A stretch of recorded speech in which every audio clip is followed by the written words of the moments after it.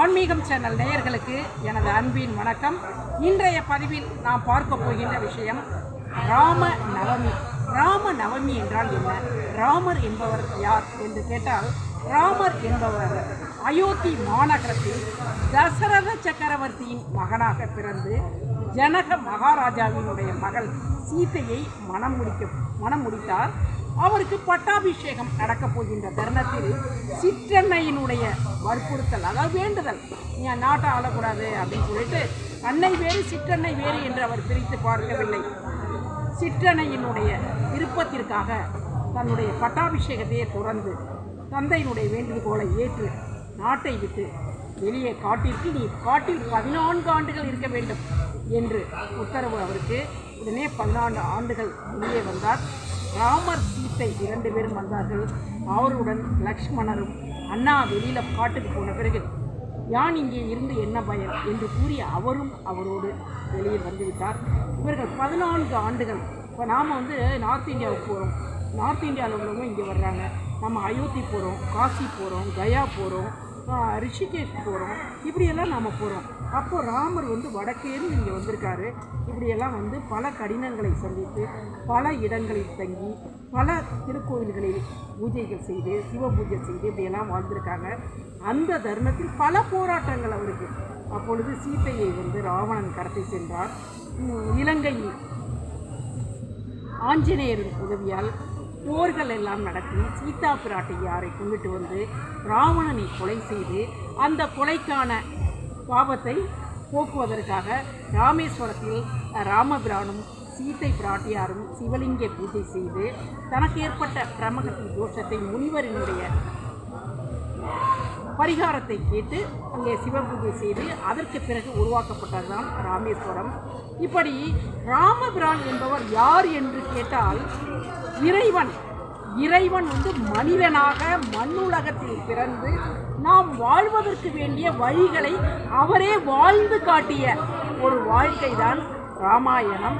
இதை கம்பர் தமிழில் மொழிபெயர்ந்து எழுதியிருக்காரு அப்படிங்கிறது நமக்கு எல்லாருக்கும் தெரியும். சரி, இப்போ இந்த ராம நவமிங்கிறது ராமர் பிறந்த நாள். அதாவது இந்த நவமி தினத்தில் தான் ராமர் அவதாரம் எடுத்த நாள். அது என்னைக்கு வருது அப்படின்னு பார்த்தீங்கன்னா, பங்குனி மாதம் 13ஆம் தேதி, மார்ச் மாதம் 27ஆம் தேதி வருகிறது. அந்த ராம நவமி அன்னைக்கு நாம் என்ன செய்யணும் அப்படின்னா, ராமர் இப்படி பல கோவில்களுக்கு போயிருக்காரு. பொதுவான கருத்து, இன்றைக்கு மட்டுமல்ல என்றைக்குமே, ராமர் எந்த கோயிலுக்கு போயிருக்காரோ அந்த கோயில் ரொம்ப விசேடமான ஒரு கோவில்.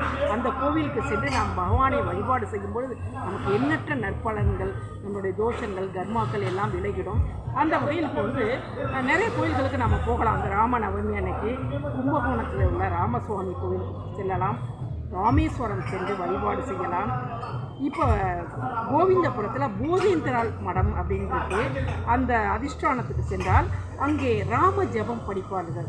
ராம ராம ராம ராமன்னு ராமநாமம் சொல்லிக் கொண்டிருப்பார்கள்.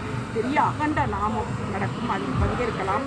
அன்னைக்கு ஜெய் ஸ்ரீராம், ராம ராம ராம என்று நம்மால் எத்தனை முறை எழுத முடியுமோ அத்தனை முறை எழுதலாம். ராமர் பாதம் பட்ட அனைத்து திருக்கோயிலுக்கும் செல்லலாம். இங்கே முத்துப்பேட்டை பக்கத்தில் தில்லை விலாகம் அப்படின்னு சொல்லிட்டு ஒரு ஊர் இருக்குது. அங்கேருந்து பஸ் இருக்குது. அந்த ஊரில் உள்ள ராமர் கோவிலுக்கு நாம் செல்லலாம். திருவாரூர் பக்கத்தில் ராமர் பாதச்சுவடுகள் பதித்த ஒரு திருக்கோவில் உள்ளது. இப்படி எண்ணற்ற திருக்கோவில்கள் உள்ளது. வேதாரண்யத்தில் ராமர் பாதம் உள்ளது. இங்கெல்லாம் நாம் சென்று ராமபிரானை வணங்கி, ராமபிரான், சீதா பிராட்டியார், ஆஞ்சநேயர் இவர்களையெல்லாம் நாம் அன்றைய தினத்தில் வணங்கி வழிபாடு செய்வது என்பது நமக்கு வாழ்க்கையில் நமக்கு ஞானத்தையும் நம்முடைய தோஷங்கள் அனைத்தையும் போக்கக்கூடியதாக. அனைவரும் ராமாயணம் படிக்க வேண்டும்.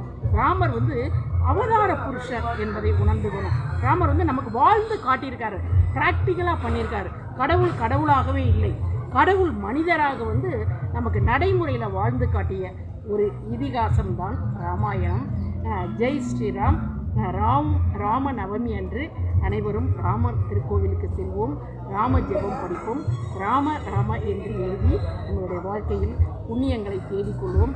நாம் எத்தனை முறை ராமா ராமா என்று கூறுகிறோமோ அத்தனை முறை நமக்கு துன்பத்திலிருந்து விடுதலை கிடைக்கும் என்ற ஒரு உண்மையை அனைவரும் புரிந்து கொள்ள வேண்டும். ஜெய் ஸ்ரீராம். இதை பார்க்குறவங்க ஒரு லைக் ஷேர் சப்ஸ்கிரைப் பண்ணுங்கள். நன்றி.